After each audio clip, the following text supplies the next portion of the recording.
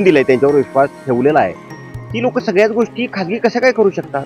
मला वाटतंय की कोण चालवायला घेणार आहे हे सुद्धा यांचं ठरलेलं आहे, फक्त ते आता अजून त्यांनी गुलदस्त्यात ठेवलेलं आहे. तुमचा त्याच्या पाठीमागचा उद्देश काय आहे? आणि तुम्ही चालवायला सक्षम नसाल तर खुर्च्या खाली करा. तर खाजगी कंपनी असं काय येऊन इथं उद्योग करणार आहे की ती फायद्यात जाणार आहे? आणि सर्वसामान्य लोकांना नाटक पाहणं आणि सर्वसामान्य कलाकार घडणं हा उद्देश होता, आणि त्या उद्देशालाच काळीमा फासल्यासारखं आहे. कोल्हापुरातील ऐतिहासिक केशवराव भोसले नाट्यगृह हा कोल्हापूरकर आणि रंगकर्मींचा जिव्हाळ्याचा विषय. अशातच या नाट्यगृहाच्या व्यवस्थापनासाठी बाह्य संस्थेची नियुक्ती करण्याच्या प्रस्तावाला कोल्हापूर महानगरपालिकेच्या सर्वसाधारण सभेत मंजुरी देण्यात आली आहे.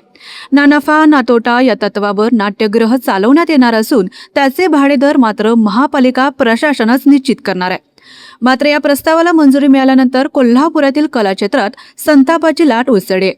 गरज पडल्यास कायदेशीर लढाईसह रस्त्यावर उतरून आंदोलन करू, मात्र केशवराव भोसले नाट्यगृहाचे खासगीकरण कोणत्याही परिस्थितीत होऊन देणार नाही असा इशारा रंगकर्मींनी दिला आहे. खाजगीकरण जर ते झालं तर साहजिक आहे, जो ठेका घेणार तो व्यक्ती त्यात नफ्याचा विचार करणार, ना की सांस्कृतिक चळवळीचा, तिथल्या सांस्कृतिक चळवळीला उभारी मिळावी असा त्याच्या मनात कुठेही विचार असणार नाही, आणि तसं अपेक्षितही नाहीये.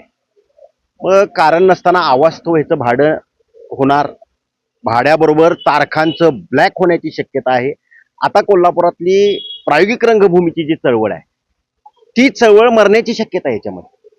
आणि प्रश्न असा आहे की सगळ्याच गोष्टी प्रशासन किंवा आपण सभागृह जे कोल्हापूरनं निवडून दिलंय, त्यांच्यावर विश्वास ठेवलेला आहे, ती लोक सगळ्याच गोष्टी खाजगी कशा काय करू शकतात? ठीक आहे, काही बाबतीत आता पार्किंगच्या व्यवस्था असतील, मॅनेजमेंट दुसऱ्याकडे दिलं, त्याच्यामध्ये प्रॉफिट गेनिंगचा विचार केला, पण सांस्कृतिक गोष्टींसाठी आर्थिक वेगळी तरतूद केली पाहिजे, हे अलिखित नियम आहे, हे तात्विकदृष्ट्या बंधनकारक आहे. मग असं त्यांना काय वाटतंय की आम्ही तोट्यात जाऊ? तुमचा त्याच्या पाठीमागचा उद्देश काय आहे? आणि तुम्ही चालवायला सक्षम नसाल तर खुर्च्या खाली करा. म्हणजे आता खरोखर संतापजनक आहे. मग सर महापालिकाच चालवायला द्या ना. आपल्याला हे चालवायला जमत नाही, ते चालवायला जमत नाही असं काही नाही. शाहू महाराजांनी 100 वर्षापूर्वी ही वास्तू बांधली. 100 वर्षापूर्वी कोल्हापूरची कलानगरी ओळख निर्माण होण्यासाठीचं त्यावेळीचं त्यांचं कृत्य होतं, आणि सर्वसामान्य लोकांना नाटक पाहणं आणि सर्वसामान्य कलाकार घडणं हा उद्देश होता, आणि त्या उद्देशालाच काळीमा फासल्यासारखं आहे. आणि परवडत नाही वगैरे असे काय नाही, आकडेवारी चुकीच्या पद्धतीने सांगितली जाते. सगळं परवडणार आहे.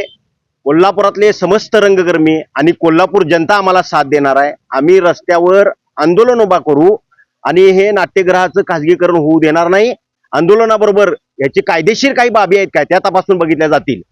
कारण हे नाट्यगृह मूळ साधारण 70-72च्या दरम्यान महाराष्ट्र शासनानं हस्तांतरित केलं होतं तात्पुरतं चालवायला, आणि तुम्हाला अधिकार तसा आहे का आम्ही हे तपासणार आहोत. नाहीतर त्याच्याविषयी आम्ही कोर्टात जाण्याची आमची तयारी आहे, पण याचं खाजगीकरण होऊ देणार नाही.